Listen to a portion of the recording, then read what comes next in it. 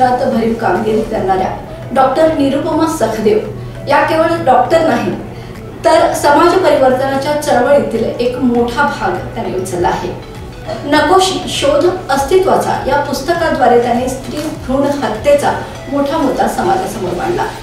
8 मार्च महिला दिनानिमित्त आज ते आपल्या स्टुडिओमध्ये उपस्थित राहिला आहे. मी त्यांचं आपल्या स्टुडिओमध्ये ताराणीच्या स्टुडिओमध्ये सहर्ष स्वागत करते. नमस्कार मॅडम, तुमचं आमच्या स्टुडिओमध्ये सहर्ष स्वागत. आणि तुमचा थोडक्यात परिचय आणि प्रवास कशा पद्धतीने आहे ते आमच्या प्रेक्षकांना जाणून घ्यायला आवडेल. माझं शिक्षण वैद्यकीय शिक्षण आणि पदव्युत्तर शिक्षण दोन्ही BJ मेडिकल कॉलेज पुणे येथे झालं.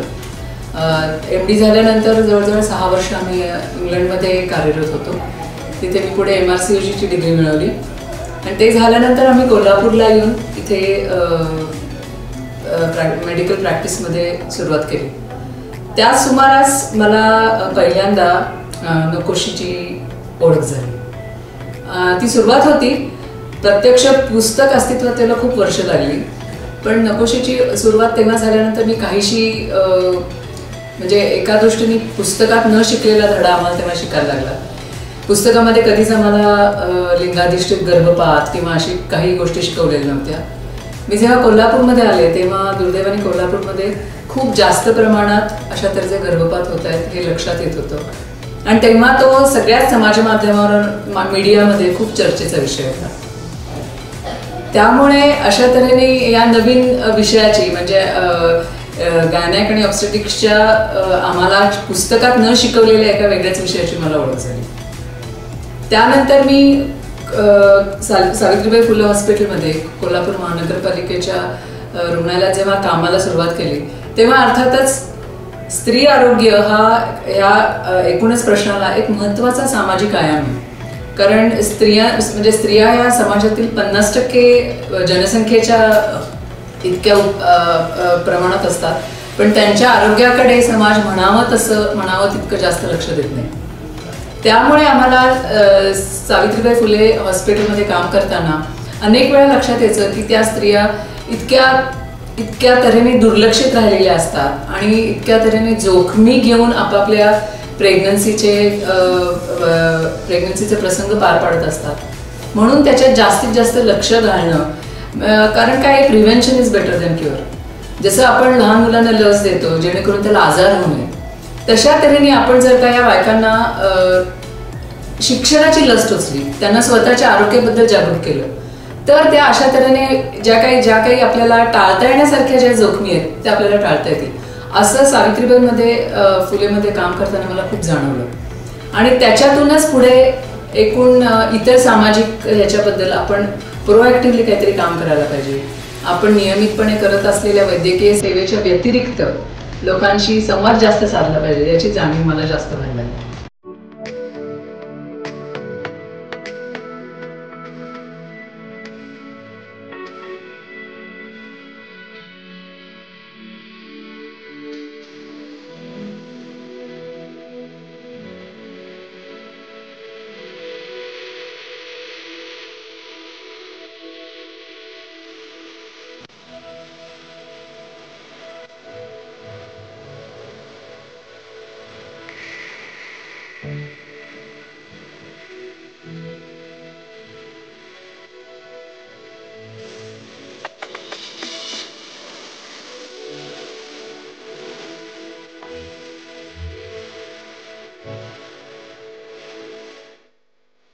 वैद्यकीय प्रवासात तुम्ही सांगितलं, पण वैद्यकीय प्रवास करत करत सामाजिक ह्याच्याकडे तुम्ही कशा पद्धतीने वळला? आत्ताच मी म्हटलं तसं की एकूणच वैद्यकीय प्रवासात विशेषतः स्त्रीरोग तज्ञाच्या वैद्यकीय प्रवासामध्ये स्त्रीचे आरोग्य, स्त्रीला होणारे आजार याला इतकं महत्त्वाचं असं सामाजिक आयाम आहे की म्हणजे साधी गोष्ट असते, डिलिव्हरीला ती ॲडमिट झाली तर सासर माहेर इथपासून ती सुरुवात होतं. आणि सगळ्यात महत्त्वाचं म्हणजे काय की ती जी स्त्री पुढच्या अख्ख्या पिढीची जबाबदारी आपल्या अंगावर घेणार, त्या स्त्रीचं भरण पोषण व्यवस्थित करणं ही अत्यंत महत्त्वाची गरज आहे.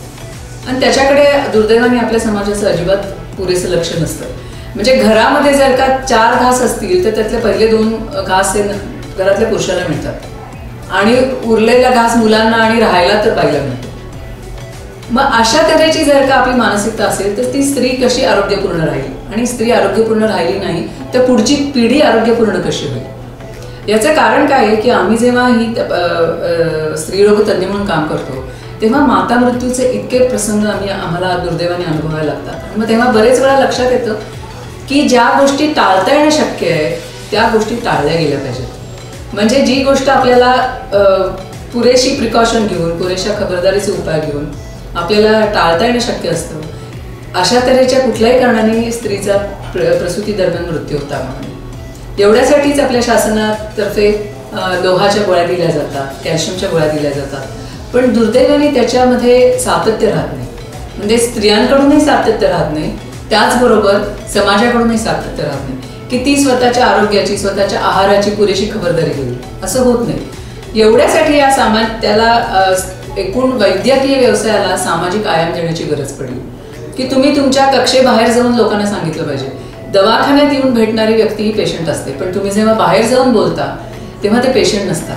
मग ते तुमच्याशी गप्पा मारतात आणि मग तुम्ही त्यांना जास्त चांगल्या तऱ्हेने पटवून देऊ शकता की बाई, तुला जर का डॉक्टरकडे यायची गरज वाटू नये असे वाटत असेल तर तू स्वतःची स्वतः काळजी घे, तू स्वतःचा स्वतः आहार नीट ठेव, स्वतःचं वजन व्यवस्थित वाढेल असं होय. तर मग बरेच वेळा डॉक्टरकडे जायची गरज लागत नाही. आणि मुळातच आजारी पडून डॉक्टरकडे जाण्यापेक्षा आजार होऊ नयेत म्हणून डॉक्टरचा सल्ला घेणं केव्हाही चांगलं असतं. तर अशा तऱ्हेने जर का आपण ज्याला प्रिव्हेंटिव्ह मेजर्स म्हणतो असं जर का आपण घेतलं तर स्त्री आरोग्याचे कितीतरी प्रश्न सहज सुटू शकतात. हे असं वाटल्यामुळे एकूण त्याच्या सामाजिक आयामात मी पडले. आणि मग त्याचबरोबर स्त्रियांशी गप्पा मारणे, गप्पा मारणे म्हणजे कसं की गप्पांच्या माध्यमातून त्यांना योग्य संदेश दिला की त्यांनी योग्य तऱ्हेने आहार घेणं किती गरजेचं आहे. छोट्या छोट्या गोष्टीत त्यांना जे, म्हणजे आता महत्त्वाचे मुद्दे घेतले तर स्तनरोगाचे, कॅन्सरसारखे आजार जे असतात ते स्त्रीला स्वतःलाच आधी लक्षात येतात, पण तिने त्याच्याबद्दल जागरूक नको करायला. तिला जेव्हा लक्षात येतं तेव्हा त्या पहिल्या क्षणालाच तिने डॉक्टरकडे यायला पाहिजे. कारण स्तनरोगाचा हा आजार असा आहे की तुम्ही लवकर जर का त्याचं निदान केलं 100% त्याला उपाय, 100% तुम्ही त्यातून बाहेर पडू शकता. ॲनिमिया हा आजार असा आहे की तो 100% तुम्ही टाळूच शकता. खाणंपिणं नीट ठेवलं, रक्तवाढीच्या गोळ्या नीट घेतल्या, आहार नीट घेतला तर तुम्ही रक्तक्षय 100% टाळू शकता. कारण मातेच्या आरोग्यामधला ॲनिमिया आणि रक्तस्राव हे दोन महत्त्वाचे, अत्यंत महत्त्वाचे जोखमीचे विषय आहेत की जे माता मृत्यूला कारणीभूत ठरतात. त्यामुळे ॲनिमिया टाळणं, म्हणजे ॲनिमियाबद्दल सगळ्यात वाईट का वाटतं की तो टाळणं शक्य आहे. रक्तस्राव एक वेळ अशी गोष्ट असते की कधी कधी आपल्या हातात नसतात काही गोष्टी आपल्या हातात नसतात, पण ॲनिमिया 100% आपल्याला टाळता येतो. आणि त्या बाबतीत आपण 100% अजून आपल्याला जे साध्य करायचं ते साध्य करत नाही असं फार वाटतं. म्हणून मग त्याला एकूण सामाजिक आयाम देण्याची गरज वाटली की सगळ्या गोष्टी डॉक्टरी भूमिकेतून तुम्हाला मांडता येत नाही, म्हणून तुम्ही थोडंसं त्या बायकांशी मैत्रिणीच्या भूमिकेतून बोललात तर त्या जास्त चांगल्या तऱ्हेने स्वीकारतात. नकोशी शोध अस्तित्वाचा. मला विचारायचे की या पुस्तकाच्या शोधापर्यंत तुम्ही कशा पोहोचला? ते तर अगदीच, म्हणजे आता विचार केली असेल तर इतकी वर्ष झाली. 2011 मध्ये मला पहिल्यांदा माझ्या पतीने हे पुस्तक हातात दिलं. कारण तोपर्यंत जवळजवळ 10 वर्ष कोल्हापूर आणि आजूबाजूचा परिसर लिंगनिदान आणि त्यामुळे होणारे गर्भपात यांनी हादरून गेलं होतं. खूप जास्त प्रमाणात त्या घटना होत होत्या आणि अर्थातच सर्व स्त्रीरोग तज्ज्ञ अपराधाच्या किंवा गुन्हेगाराच्या भूमिकेत मीडियाद्वारे प्रोजेक्ट केले जात होते.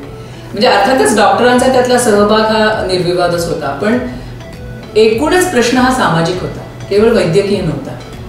मग ते होताना खूप अस्वस्थता वाटत होती की आपण अत्यंत नेकीने आपापली प्रॅक्टिस करत असताना ह्या सगळ्या कोलाहलाला कसं तोंड द्यायचं की आपण चांगल्या तऱ्हेने प्रॅक्टिस करतोय, आपण कधी लिंगनिदान करत नाही आहोत किंवा लिंगनिदान करणं चुकीचं आहे. स्त्री म्हणून एक स्वतःचं अस्तित्व आम्ही जेव्हा स्वतःकडे बघत होतो की आपल्याला समाजाने खरं तर चांगल्या संधी दिल्या, आपण चांगलं शिकलो, आपण समाजाला नुसतं नावं ठेवू शकत नाही, आपल्याला आपल्या आई वडिलांनी नीट वाढवलंय.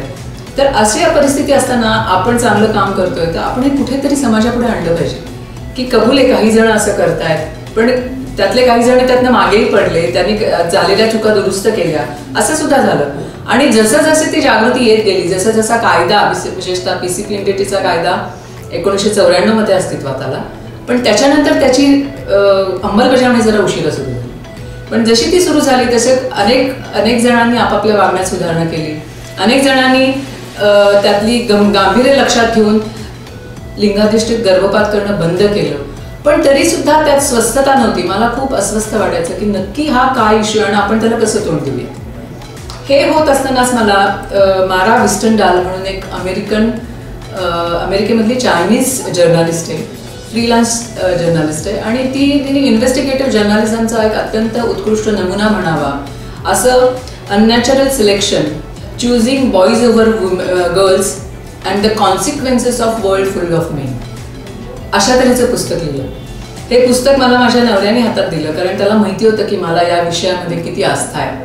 आणि मी ते जसं पुस्तक वाचत गेले ना, झपाटल्यासारखी झाले मी, की इतका मोठा त्या प्रश्नाचा आयाम आहे. हे केवळ महाराष्ट्रात घडते असं नाही, हे केवळ भारतात घडते असंही नाही.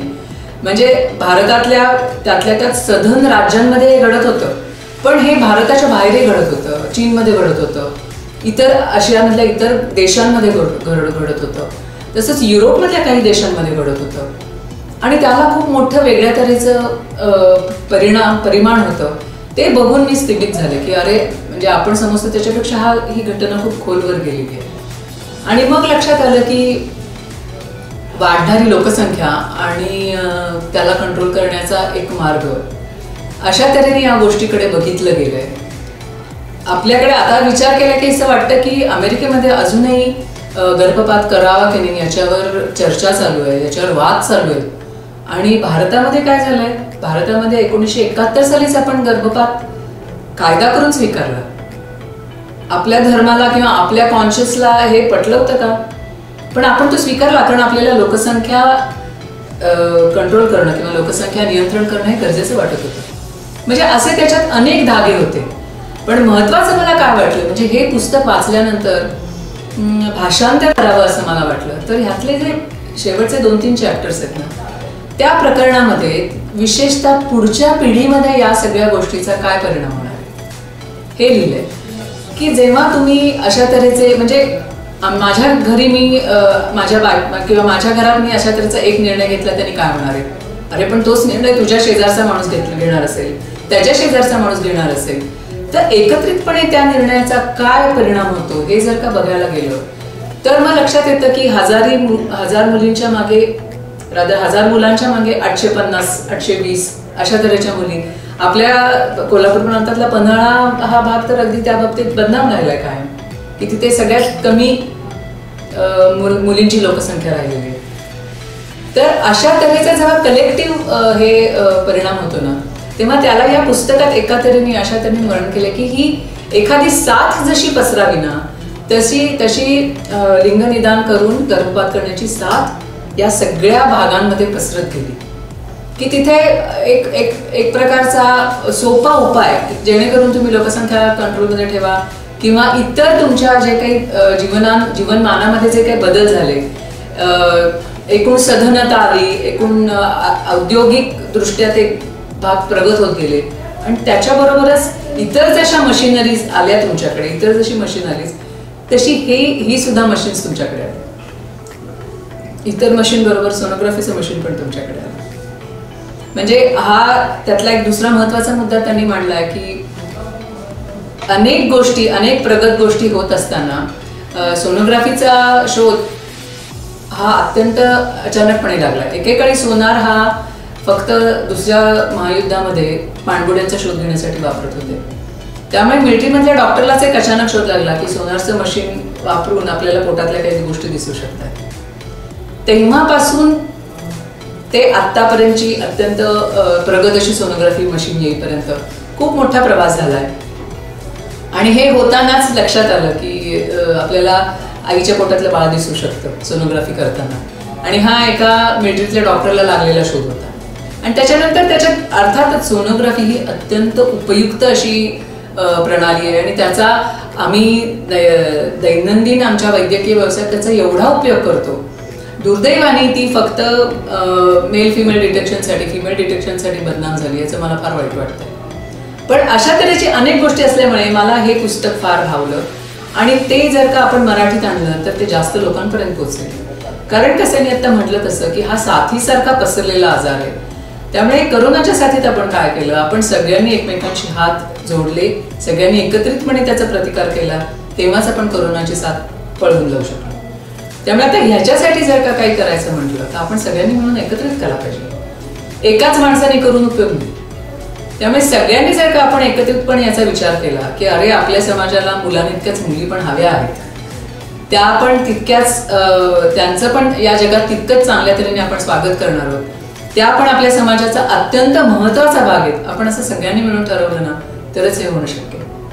हा विचार ते पुस्तक ट्रान्सलेट करण्यामागे होता की इंग्लिश पुस्तक किचकट होतं. मी स्वतः गायनेकोलॉजिस्ट असल्यामुळे आणि त्यातले बरेचसे विषय मला माहिती असल्यामुळे ते वाचणं मला सोपं गेलं.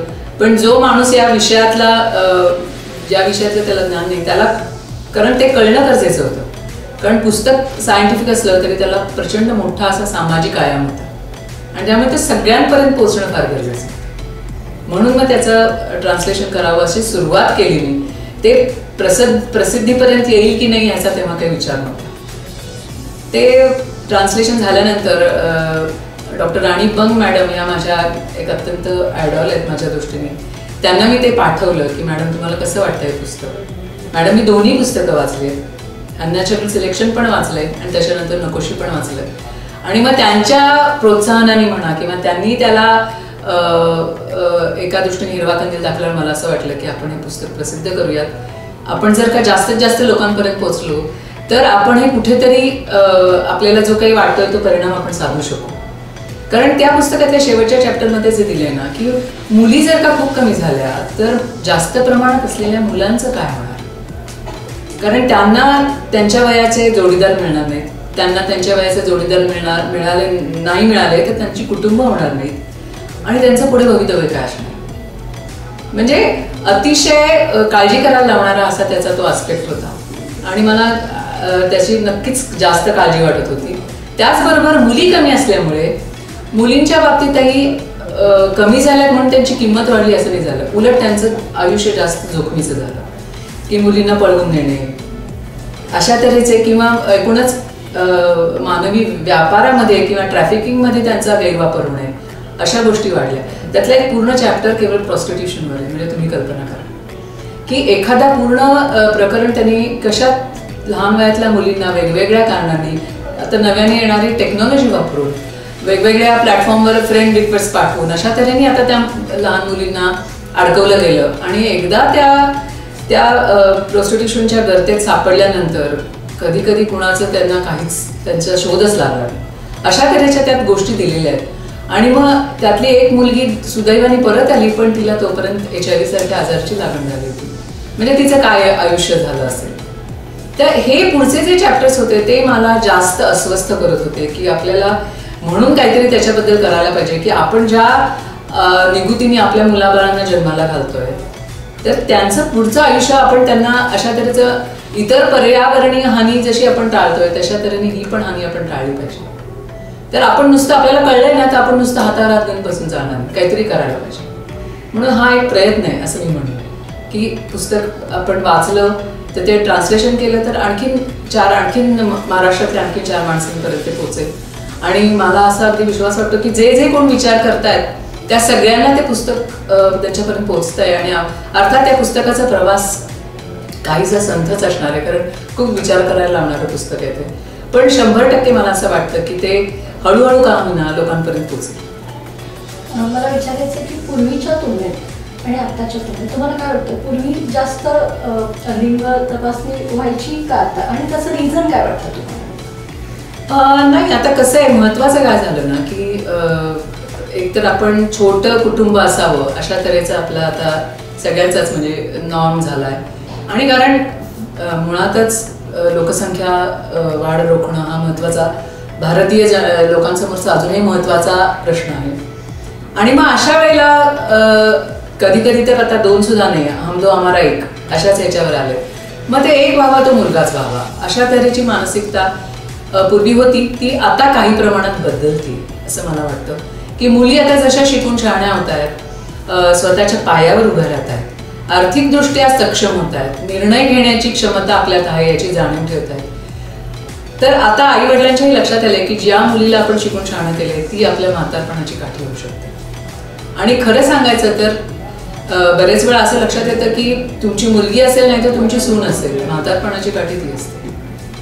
त्यामुळे मुलींचे शिक्षण म्हणजे सामाजिक दृष्ट्या, समाजशास्त्राच्या दृष्ट्या, सोशॉलॉजीच्या दृष्ट्या सुद्धा त्यांनी तेव्हाच सांगितलं होतं की तुम्हाला जर का लोकसंख्या वाढ रोखायची असेल तर तुम्ही मुलींना शिकवा, स्त्रियांच्या हाताला काम द्या, गर्भपातासारखे मार्ग अवलंबू नका. तुम्ही जर का स्त्रियांच्या हाताला काम दिलं तुमच्या कुटुंबाचा विस्तार आपोआप कमी होईल, असं त्यांनी तेव्हाच सांगितलं होतं. पण कसं आहे ना, ही हळूहळू होणारी प्रक्रिया. प्रबोधन हे हळूहळू होतं, त्याच्यात एक सर्जिकल स्ट्राईक सारखी गोष्ट नसते. त्यामुळे प्रबोधन हे हळूहळू होतं आणि जेव्हा तुम्हाला इमिजिएट इफेक्ट हवा होता तेव्हा दुर्दैवाने म्हणजे आपल्याकडे कुटुंब नियोजनाची साधनं येण्याच्या आधी गर्भपात आला अशी गोष्ट आहे. आणि जेव्हा तुम्ही इतर देशांमध्ये बघाल तेव्हा कुटुंब नियोजनाची साधनं त्यांना आधी माहिती करून दिली गेली. गोळ्या म्हणा किंवा कॉपरेटिव्ह सारख्या इतर गोष्टी म्हणा. आणि गर्भपात हवा का नको याची अजूनही अमेरिकेसारख्या देशात चर्चा चालू. मग याच्यावर आपल्याकडे काय झालं, आपल्याकडे 1971ला गर्भपात आधी कायदेशीर झाला. मग त्याच्यानंतर आपल्याला गर्भनिरोधक गोळ्या असतील किंवा कॉपरेटिव्ह असेल किंवा इंजेक्शन्स असतील, म्हणजे याच्याबद्दलची जागरूकता अजूनही व्हायला हवी आहे अशी मला अगदी कळकळीने सांगावं वाटतं. उच्च जोखीम प्रसूतीविषयी काय सांगा, काय आहे ही नेमकी? उच्च जोखीम प्रसूती म्हणजे मी जेव्हा आता कॉर्पोरेशनच्या हॉस्पिटलमध्ये काम करते तेव्हा तिथे येणाऱ्या अनेक स्त्रिया या काही बाबतीत जोखमीच्या प्रसूतीमध्ये अडकलेल्या असतात. त्यातल्या सगळ्यात मगाशी मी म्हटलं तसं की अतिशय जास्त प्रमाणात रक्तक्षय असणं, म्हणजे हिमोग्लोबिनचं प्रमाण खूप कमी असणं. मग ते कधी कधी अगदी 5-6 इथपर्यंत सुद्धा कमी असतं. आणि अशा वेळेला अक्षरशः रक्ताच्या बाटल्या चढवल्याशिवाय आम्हाला डिलिव्हरी सीझर काहीही करता येत नाही. आणि सगळ्यात महत्त्वाचं काय की हे सगळ्या गोष्टी टाळण्यासारख्या असतात. त्यातल्या इतर जोखमीच्या गोष्टी काय असतात की ज्या आपल्याला म्हणजे स्त्रीला स्वतःला असणारे काही आजार, म्हणजे हृदयरोग सारखा आजार किंवा तिचं अति वाढलेलं ब्लड प्रेशर, या गोष्टी काही प्रमाणात आपल्याला टाळता येत नाही. पण या आधी जर का लक्षात आल्या, त्या जर का आपण आधी त्याची पुरेशी तपासणी करू शकलो तर ती स्त्री ऍक्च्युअली प्रसूतीच्या वेळेला ऍडमिट होईपर्यंत आपल्याला काहीतरी त्याची एक पार्श्वभूमी माहिती असते. मग अशा स्त्रीची प्रसूती ही अत्यंत सुसज्ज अशाच हॉस्पिटलमध्ये होणं गरजेचं असतं. तिथेच तिला योग्य न्याय मिळू शकतो. एवढ्यासाठी जोखमीच्या प्रसूती या कधी PHC सारख्या लेवलला करू नये असं आमचं नेहमी म्हणणं असतं. यामध्ये काय आहे, सावित्रीबाई फुलेच्या या कामामध्ये मी माता मृत्यूच्या संदर्भात ज्या मीटिंग्स आम्ही घेतो त्याच्यात हे लक्षात आलेली गोष्ट आहे की आपण जेव्हा उच्च जोखमीच्या प्रसूती टाळण्याचा प्रयत्न करतो किंवा तशी अवस्था निर्माण होऊ नये अशा जेव्हा प्रयत्न करतो त्याच्यासाठी पुन्हा हेच येतं की तुम्ही स्त्रियांशी संवाद साधा, जेणेकरून त्या जेव्हा डिलिव्हरीच्या वेळेला 9व्या महिन्यात तुमच्या समोर येतील तेव्हा त्यांचं रक्ताचं प्रमाण निदान 9 पर्यंत असेल. कारण काय, तेवढा जर का हिमोग्लोबिनचं प्रमाण असेल तर प्रसूती दरम्यान जो काही रक्तस्राव होतो, प्रसूती दरम्यान जी काही ताकद त्यांना लावायला लागते तर ते पुरेशा ताकदीनिशी त्या पार पडू शकतात किंवा होणारा रक्तस्राव त्यांचं शरीर सहन करू शकतो. मुळातच जर का त्यांच्या अंगात रक्त कमी असेल तर मग होणारा रक्तस्राव त्यांना सहन होऊ शकत नाही. आणि अशा वेळेला स्त्रिया अतिशय क्रिटिकल अवस्थेत आम्हाला डील करायला लागतात आणि मग कधी कधी डॉक्टरी उपाय सुद्धा थकतात. त्यामुळे मुळातच त्या अतिशय जोखमीच्या ह्याच्यात अडकू नये अशी आमची फार इच्छा असते. किशोरवयीन वयातील मुलामुलींसाठी त्यांच्या आरोग्याविषयी काय सांगाल? किशोरवयीन आरोग्यासंदर्भाचे 2 महत्त्वाचे प्रश्न आहेत. की एक महत्त्वाचा प्रश्न असा आहे की आपण त्यांच्याकडे बघतो तेव्हा किशोरवयीन आता हे पुढच्या पिढीतले ॲडल्ट असणार आहेत किंवा पुढच्या पिढीतले जबाबदार नागरिक असणार आहेत. त्या दृष्टीने त्यांचे स्वतःच्या आरोग्याकडे लक्ष पाहिजे. म्हणजे आहार आणि विहार व्यवस्थित पाहिजे जेणेकरून, किंवा व्यायाम व्यवस्थित पाहिजे जेणेकरून ते त्यांची वाढ व्यवस्थित होईल आणि त्याचबरोबर पुढची पिढीची जबाबदारी पेलण्याच्या दृष्टीने ते सक्षम होतील. त्याचबरोबर आता महत्त्वाचा विषय असा यायला लागलाय की हल्ली मीडियामुळे म्हणा किंवा इतर अनेक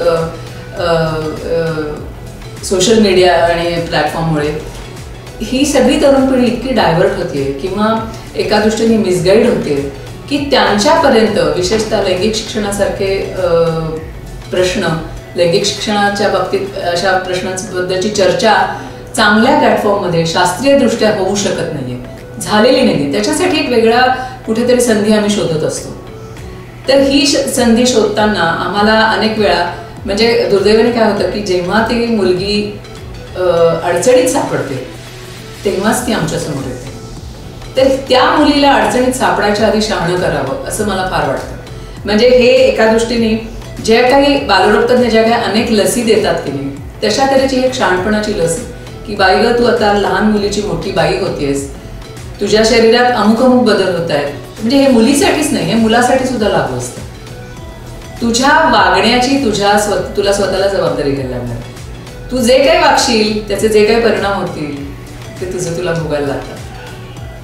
हे आपल्याला मुलांना आणि मुलींना दोघांनाही समजून सांगायला लागतं. आणि त्याच्यामध्ये अत्यंत नैसर्गिक प्रगल्भतेचा असा एक प्रवास आहे. पण त्याचबरोबर त्यातले जे धोके आहेत ते आपण अत्यंत खेळीमेळीने पण गंभीरपणे त्यांना सांगायला पाहिजे. अशी फार माझी म्हणजे जेव्हा जेव्हा आमचं तरुण वर्गाबरोबर इंटरॅक्शन होतं तेव्हा हे नेहमी जाणवतं. आणि म्हणून आम्हाला नेहमी वाटतं की त्या मुली आमच्या पुढे पेशंट म्हणून येऊन अडचणीत सापडण्यापेक्षा आम्ही त्यांच्याकडे जावं आणि त्यांना शहाणं करावं की बाई तू शहाण्यासारखी राहा. म्हणजे हे धोके आहेत आपल्या या प्रवासात. कसं आहे ना, वयाच्या 13व्या 14व्या आणि आता तर या काही बाबतीत मीडिया एक्सपोजरमुळे अगदी 10व्या 12व्या वर्षापासून एकूण भिन्नलिंग आकर्षण ही नैसर्गिक गोष्ट आहे, पण ती फार आधी पोचते. म्हणजे आम्ही असताना साधारण 13व्या 14व्या वर्षापासून मित्र मैत्रीण अशा तऱ्हेची संकल्पना होती. आता अगदी प्रायमरी स्कूलपासून या मुलींच्या बोलण्यात माझा मित्र माझी मैत्रीण येतात. ऍक्च्युली कसं आहे ना, मित्रमैत्रीण भरपूर असावेत, भरपूर मित्रमैत्रिणींचा मोठा ग्रुप असावा आणि ज्याच्यात एक निकोप मैत्रीचा त्यांना आनंद घेता यावा. त्या कुठल्याही नात्याला लगेच गर्लफ्रेंड बॉयफ्रेंड अशी लेबल लावण्याची कधी गडबड करू नये. ते एक मैत्रीचं नातं पुरेसं चांगलं फुलल्यानंतर ना पुढची पायरी तुम्ही निवांत घेऊ शकता जेव्हा तुम्ही सक्षम झालेले असता.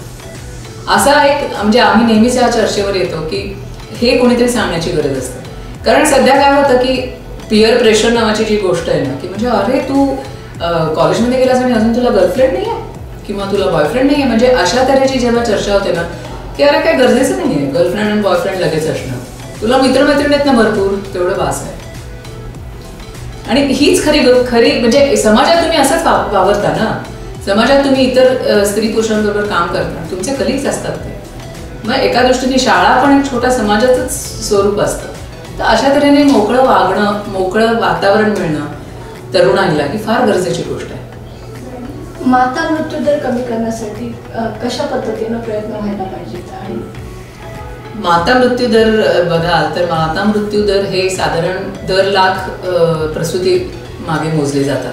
म्हणजे 1 लाख बाळ जन्माला येतात तेव्हा किती माता मृत्युमुखी पडतात अशा तऱ्हेने मोजलं जातं. तर भारताचा माता मृत्यू दर हा साधारण 93 आहे की जो इतर अनेक देशांपेक्षा कमी आहे. पण काही स्कॅन्डिनेव्हियन किंवा युरोपियन कंट्रीमध्ये तो अक्षरशः 10च्या आत आहे. त्या दृष्टीने विचार केला तर 93 हा जास्तच आहे.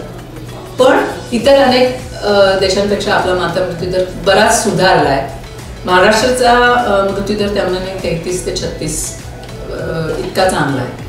त्या दृष्टीने आपली महाराष्ट्राची पोझिशन चांगली आहे कारण आपण सधन आणि त्यातल्या त्यात प्रगत असा भारताचा प्रांत आहोत. विशेषतः पश्चिम महाराष्ट्र तर नक्कीच सुधारलेला आहे.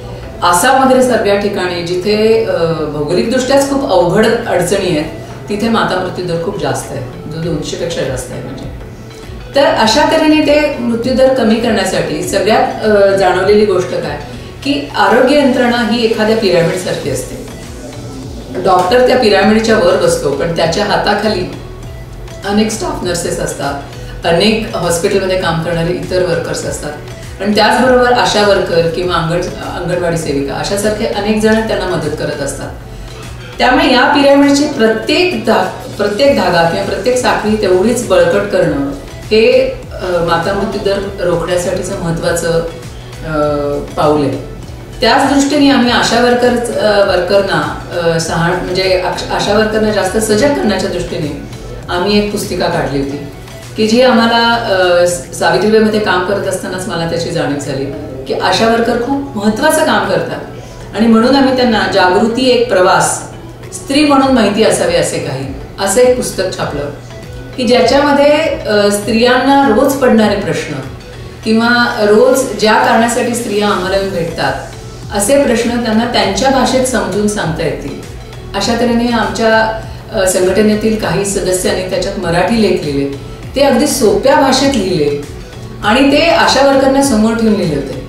कारण आम्ही एका स्त्रीला एका पेशंटला सांगू शकतो, पण आम्ही जर का एका आशा वर्करला शहाणं केलं तर ती अशा अनेक तिला भेटणाऱ्या पेशंटना, अनेक तिला भेटणाऱ्या स्त्रियांना हे सांगते. आणि आमच्यापेक्षा आशा वर्कर स्त्रियांना खूप जास्त प्रमाणात भेटते, जास्त वेळा भेटते.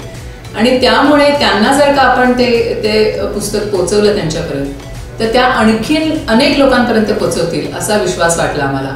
आणि ते खूपच चांगल्या तऱ्हेने त्या आशा वर्करनी ॲप्रिशिएट केलं, खूप चांगल्या तऱ्हेने त्याला प्रतिसाद मिळाला. इव्हन आमचे पेशंट सुद्धा अनेक वेळा ते पुस्तक वाचतात तेव्हा खूप जास्त त्यांना त्याच्याबद्दल माहिती मिळते. ते वाचून अनेक वेळा ते अनेक प्रश्न विचारतात आणि काउन्सिलिंगचा ते अतिशय महत्त्वाचा भाग पार पडतात. अशा तऱ्हेने माता मृत्यू जर का तुम्हाला रोखायचे असतील तर चांगल्या तऱ्हेने हेल्थ सिस्टीम, चांगल्या तऱ्हेने हॉस्पिटल उभी करणं हे जेवढं गरजेचं आहे तेवढंच पेरिफेरीला तुमची छोटी छोटी जी काही PHC सारखी सेंटर आहेत तिथे चांगल्या तऱ्हेने काउन्सिलिंग होईल, तुम्ही सांगितलेले सल्ले योग्य तऱ्हेने पार पडले जातील हे बघणं फार गरजेचं आहे. जे आपण ॲनिमियाची चर्चा सारखं करतोय, पण म्हणजे 2-3 वेळा आम्हाला हे सांगायला लागले की ॲनिमियाची ती गोळी घेत नसेल तर तुम्ही तिला विचारा. बरेच वेळा काय होतं, गोळ्या दिल्या जातात, तिला त्या गोळ्यांचा त्रास होतो, ती घेत पण नाही आणि सांगत पण नाही. कारण तिला असं वाटतं ते सांगितलं नाही, मी घेत नाही म्हटलं की ते जबरदस्तीने घ्यायला लावतील. परिणाम काय होतो की तिला गोळ्या तर दिलेल्या असतात पण तिचं रक्त तर वाढत नाही. त्यामुळे आम्ही त्यांना नेहमी सांगतो की ती जर का काही कारणाने घेत नसेल तुम्ही तिला हॉस्पिटलमध्ये आणा, आपण तिला रक्तवाढीचं इंजेक्शन देऊ शकतो. हा जो काही काउन्सिलिंगचा का किंवा संवादाचा भाग आहे ना तो फार महत्त्वाचा आहे. त्यामुळे चांगली इन्फ्रास्ट्रक्चर म्हणजे चांगली हॉस्पिटल्स उभी करणं जेवढं गरजेचं आहे तेवढंच गावागावात जाऊन दारादारात जाऊन त्यांचं काउन्सिलिंग करणं, पेशंटची स्वतःच्या आरोग्याबद्दलची समज वाढवणं फार गरजेचं आहे. की काही प्रमाणात पेशंट स्वतः जबाबदार असते तिच्या आरोग्यासाठी, ही अतिशय महत्त्वाची गोष्ट आहे. या क्षेत्रात काम करत असताना अनेक संशोधनात्मक कार्य तुमच्या हातून झालं, त्याबद्दल काय सांगा? बरेच पुरस्कार तुम्ही प्राप्त केले, त्याबद्दल बरेच नाही, पण म्हणजे महत्त्वाचं एक मला असं जाणवलं की मी पुण्याला जेव्हा शिकत होते तेव्हा डॉक्टर विवेक जोशींनी आम्हाला, आमचे सर होते ते, इंटरनल आयलॅक लायगेशन हे आम्हाला त्यांनी KM मध्ये पुण्याला दरवेळी शिकवलं होतं की ती गायनेकोलॉजिस्टच्या दृष्टीने अतिशय महत्त्वाची अशी सर्जरी आहे की ज्याच्यामध्ये पेशंट जेव्हा खरोखरच क्रिटिकल असते तेव्हा तिच्या डिलिव्हरीनंतर होणारा रक्तस्राव थांबवण्यासाठी तुम्ही त्या जर का शिरा बांधून घेतल्यात तर पिशवीतनं होणारा रक्तस्राव ताबडतोब थांबतो. तर हे आम्ही MD करत असताना अगदी आमच्याकडनं घोटून घेतलं होतं की काही नाही झालं तरी तुम्हाला ही एक गोष्ट महत्त्वाची आहे ती तुम्हाला यायलाच पाहिजे. कारण जेव्हा गरज लागते तेव्हा तुम्हाला ट्रायल करायला वेळ नसतो. तुम्हाला ती जेव्हा म्हणजे आम्ही कधी सिजर करायचो तरी आम्हाला ते करायला लावायचं की तुम्हाला कसं करायचं ते यायला पाहिजे. मग त्याचाच पुढे काय परिणाम झाला की मला ते इंटरनल आयलॅक लायगेशन मी MD करत असताना शिकले होते. मी जेव्हा पुढे कोल्हापूरमध्ये प्रॅक्टिस करू लागले तेव्हा तोपर्यंत बाकीच्या ज्या काही तांत्रिक सुधारणा झाल्या होत्या, कॅथलॅब सगळीकडे आल्या होत्या, वेगवेगळ्या तऱ्हेचे इंटरनॅशनल रेडिओलॉजिस्ट उपलब्ध झाले होते. अर्थातच तुम्हाला माहिती आहे की हृदयाची अनेक वेगवेगळी ऑपरेशन्स व्हायला लागली होती. मग याचा फायदा आपल्या प्रसूतीच्या दरम्यान ज्यांना अतिशय रक्तस्राव होत आहे अशा स्त्रियांना का होऊ नये असं मला फार वाटलं. आणि मग तेव्हा मी आधारमध्ये पण काम करते, त्या आधारमध्ये आम्ही पहिल्यांदा इंटरनल आयलॅक एम्बोलायझेशनचा प्रयत्न सुरू केला. याच्यामध्ये काय करतात की आता तुम्हाला माहिती आहे की कॅथलॅबमध्ये युजली काय केलं जातं तर वेगवेगळ्या रक्तवाहिन्यातले अडथळे दूर केले जातात. म्हणजे जसं हार्ट अटॅक आला तर काय होतं की ते स्टेंट घालतात कारण रक्तप्रवाहात अडथळा आलेला असतो. पण एम्बोलायझेशनमध्ये बरोबर उलटं करतात, ते एम्बोलायझेशनमध्ये कृत्रिम अडथळा निर्माण करतात की जेणेकरून तो रक्तस्राव थांबेल. त्यामुळे एम्बोलायझेशनचं काम हे तात्पुरता रक्तस्राव थांबवण्यासाठी ती रक्तवाहिनीमध्ये तात्पुरतं जेल घालून ती रक्तवाहिनी तात्पुरती थांबवली जाते. निदान काही प्रमाणात तरी तिचा रक्तप्रवाह थांबवला जातो. 100% पूर्ण थांबत नाही कारण एरवी त्याच्यानंतर ती काम चालू ठेवते. त्यामुळे अशा तऱ्हेने एम्बोलायझेशनचं काम पिशवीतनं होणारा रक्तस्राव निदान 50 ते 60% कमी करतो. नाहीतर प्रसूतीच्या दरम्यान जेव्हा असा प्रचंड रक्तस्राव होतो तेव्हा तो अतिशय घाबरवणारा अनुभव असतो. आणि तो तुम्ही गायनेकोलॉजिस्टला कुठल्याही विचारू शकता की शक्यतो असा अनुभव येऊ नये याच्यासाठीच आमचा प्रयत्न असतो. या एम्बोलायझेशनचा सगळ्यात फायदा काय आहे की त्यातल्या आता सगळीकडे उपलब्ध झाले आणि सगळ्यात महत्त्वाचं म्हणजे याला कुठलंही मोठं ऑपरेशन करावं लागत नाही. म्हणजे जी स्त्री जिची नॉर्मल डिलिव्हरी झाली आहे पण तिला ब्लिडिंग होत आहे, अशा वेळेला कुठलंही ऑपरेशन न करता केवळ तिच्या मांडीतल्या शिरेमधनं अशा तऱ्हेचे एम्बोलायझेशनची प्रक्रिया करता येते. किंवा समजा जे सिझरच केलं असेल तर आम्ही अर्थातच ऑपरेशनच करतो. जसं मी आता म्हटलं तसं ॲक्च्युली त्या शिराच आम्ही बांधून टाकू शकतो, रक्तावाहिन्या बांधून टाकू शकतो. पण कधी कधी असं होतं बरेच वेळा की तिच्या स्त्रीची प्रसूती बाहेर होते आणि मग ती पुढच्या मॅनेजमेंटसाठी तिला मोठ्या हॉस्पिटलमध्ये पाठवलं जातं. अशा वेळेला एम्बोलायझेशन सारखा पर्याय फार चांगला राहतो. कारण कधी कधी अशा स्त्रीच्या अंगात जेमतेम 3-4% रक्त असतं. इतक्या प्रमाणात कमी रक्त असताना, हिमोग्लोबिन कमी असताना ऑपरेशन करणं हा सुद्धा फार मोठा धोका असतो. मग अशा वेळेला एम्बोलायझेशन केलं तर रक्तस्राव थांबतो आणि मग तुम्ही रक्ताच्या बाटल्या चढवून तिचं प्रकृती स्थिर ठेवू शकता. त्यामुळे मला असं वाटतं की हा एक जी काही तांत्रिक प्रगती झाली आहे त्याचा फायदा सगळ्यांना होतोय. तर प्रसूतीच्या दरम्यान अशा तऱ्हेने रक्तस्रावाचा एवढा मोठा भुर्दंड सोडणाऱ्या स्त्रियांना सुद्धा हा मिळावा अशी माझी फार इच्छा आहे. आणि त्याच दृष्टीने तो पेपर मी पुण्याच्या कॉन्फरन्समध्ये प्रेझेंट केला होता आणि आमच्याच बाईंकडनं मला त्याचं तेव्हा पारितोषिक मिळालं याचा एक वेगळाच आनंद होता. सावित्रीबाई फुले हॉस्पिटलमध्ये तुमचं काम होतं बरेच वर्ष, तर त्याच्याबद्दल काय अनुभव असतील आमच्याशी शेअर करा. सावित्रीबाईमध्ये मी विशेषतः मी अनेक वर्ष मानसेवी म्हणून काम करते तिथे. पण सगळ्यात महत्त्वाचा मला फरक जाणवला म्हणजे मी 2 वर्षापूर्वी जेव्हा कोल्हापूर सोसायटीची गायनेक सोसायटीची जेव्हा अध्यक्ष होते तेव्हा आम्ही सावित्रीबाई फुले, आशा वर्कर आणि एकूणच सरकारी तिथले सगळे मेडिकल ऑफिसर वगैरे यांनी अनेक उपक्रम राबवले.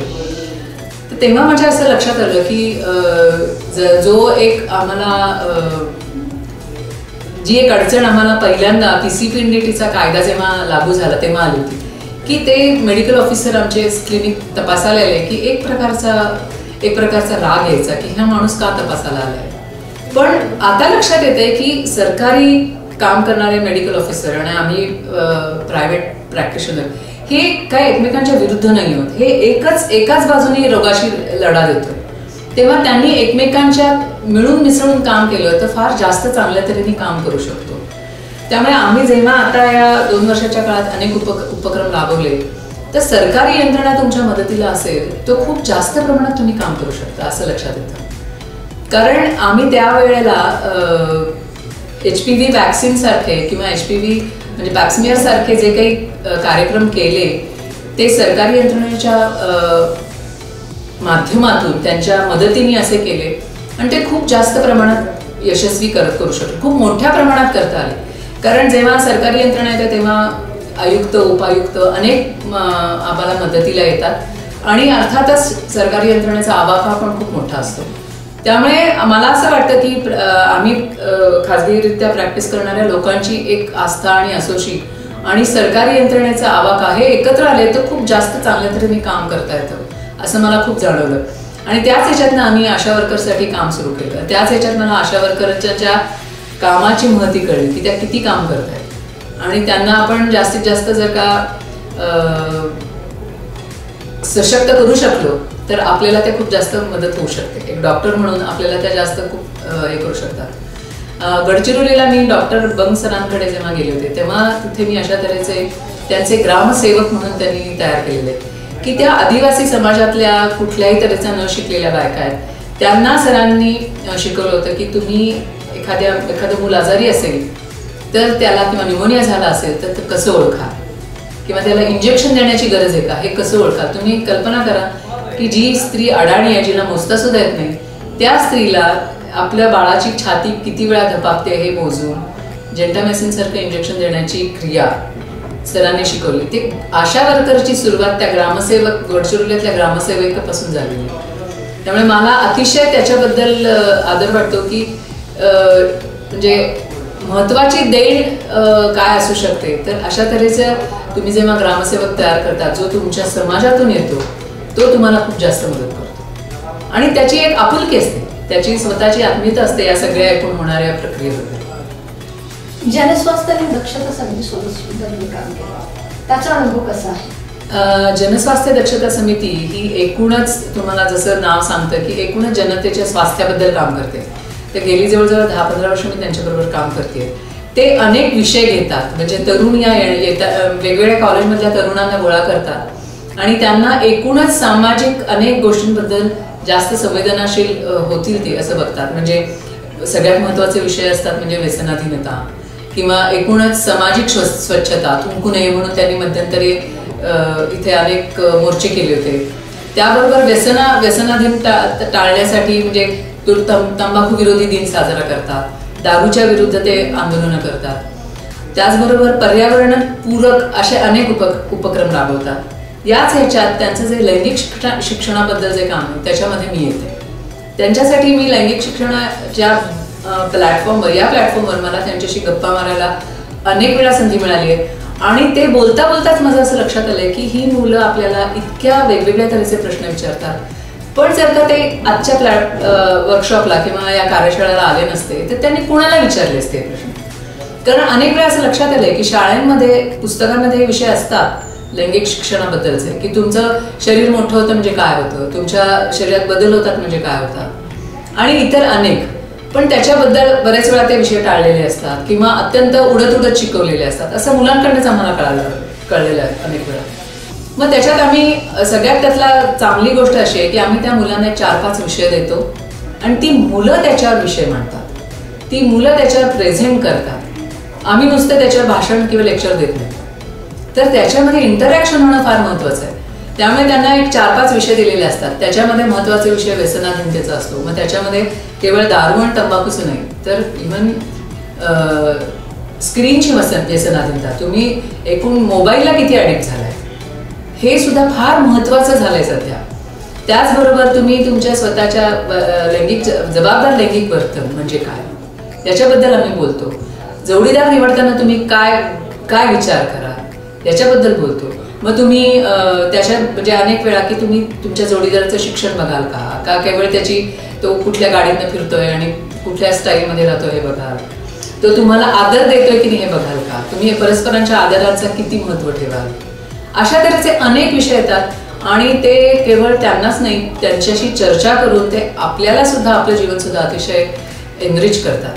अतिशय समृद्ध करणारा अनुभव असतो तरुण पिढीशी जेव्हा अशा तऱ्हेने आपण संवाद साधू शकतो.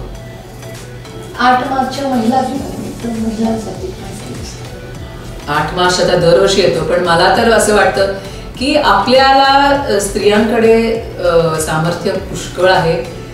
त्यांनी त्याची जाणीव ठेवली पाहिजे की तुम्ही आता शाळेत तुम्ही शिक्षण घेऊन समर्थ व्हायला लागला, पण तुम्ही जर का बघाल आपली आई अडाणी होती तरी ती अत्यंत व्यवस्थितपणे घर चालवत होती. लक्षात आलं.